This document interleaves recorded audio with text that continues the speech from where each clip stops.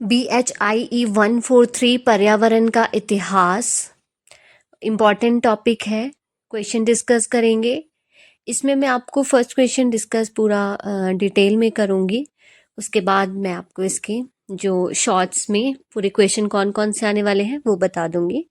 तो पर्यावरण इतिहास पर वाद विवाद पहला इम्पॉर्टेंट क्वेश्चन है, आ सकता है पेपर में, और पढ़ के जाइए ज़रूर।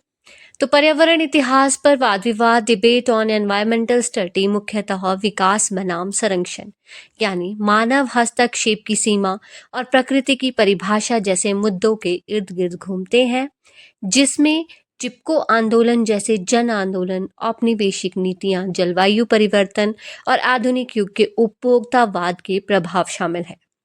बहसें अक्सर यह तय करने पर केंद्रित होती है कि क्या विकास के नाम पर प्रकृति का शोषण जारी रखना चाहिए या संरक्षण के लिए सख्त नियम बनाए जाने चाहिए, जैसे कि प्लास्टिक प्रतिबंध या नवीकरणीय ऊर्जा का उपयोग। इसमें जो पर्यावरण इतिहास पर वाद विवाद है, इसमें जो भी इम्पोर्टेंट टॉपिक रहते हैं, प्लास्टिक पर प्रतिबंध इसमें इम्पॉर्टेंट टॉपिक हमेशा से ही रहा है। सिंगल यूज़ प्लास्टिक कह लीजिए या कुछ भी कह लीजिए, आंदोलन चलते रहते हैं। और इलेक्ट्रॉनिक्स कारें जो चलाई गई हैं वो भी पर्यावरण को बचाने के लिए बनाई गई हैं। गाड़ियाँ, जितनी भी इलेक्ट्रिक गाड़ियाँ बनाई गई हैं।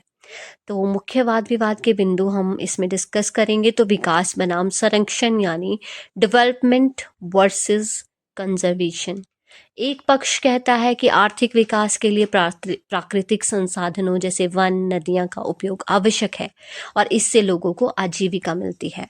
और दूसरा पक्ष कहता है कि विकास के नाम पर पर्यावरण का अत्यधिक दोहन भविष्य की पीढ़ियों के लिए हानिकारक है, जिससे प्रदूषण और संसाधन की कमी होती है। तो ये चिपको आंदोलन का जो मूल कारण है, जो इसकी जड़ें हैं, वो यहीं से शुरू होती है। और जो पहला पक्ष है वो NHAI के तर्क के रूप में इसे देखा गया है। तो इम्पॉर्टेंट टॉपिक्स आपको लर्न करने हैं। वाद विवाद के बिंदु कौन कौन से हैं, इसमें 3 से 4 पॉइंट्स आपको आएंगे कि क्या क्या वजहें थी जो इसमें।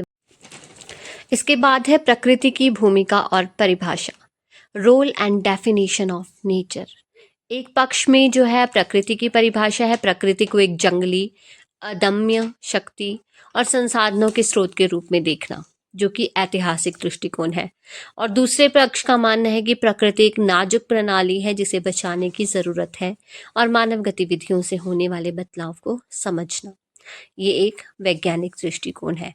तो इसमें अगर प्रकृति की भूमिका और परिभाषा पूछी जाती है तो आप ये दोनों पक्ष अलग अलग, सबकी अपनी अपनी वो है, ऐतिहासिक दृष्टिकोण क्या है और वैज्ञानिक दृष्टिकोण क्या है, ये समझना इसमें बहुत ज़रूरी है। तो इसको आप दोनों पॉइंट्स लिख सकते हो। उसके बाद है मानव की जिम्मेदारी, ह्यूमन रिस्पॉन्सिबिलिटीज़ क्या है। तो उसमें एक पक्ष का है मानना कि व्यक्तिगत और सामूहिक कार्य जैसे कम प्लास्टिक, कम बच्चे से फर्क पड़ता है। दूसरा पक्ष कहता है कि जलवायु परिवर्तन के लिए बड़े उद्योगों और सरकारों को जिम्मेदार ठहराना और भू इंजीनियरिंग जैसे बड़े समाधानों पर बहस करना। नंबर 4 पर आ जाएंगे पर्यावरण आंदोलनों की भूमिका, रोल ऑफ एनवायरमेंटल मूवमेंट्स क्या है। चुनौती क्या है, क्या पर्यावरण आंदोलन राष्ट्र विरोधी है या वे विकास को बाधित करते हैं। NHAI का ये आरोप है।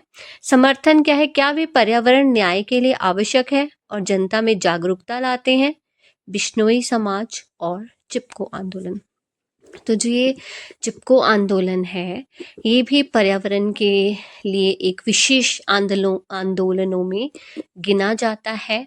तो आपको मानव की जिम्मेदारी क्या है, इसमें पर्यावरण को प्रदूषित होने से बचाने के लिए मानव की क्या जिम्मेदारी हो सकती है और वो क्या कर सकता है।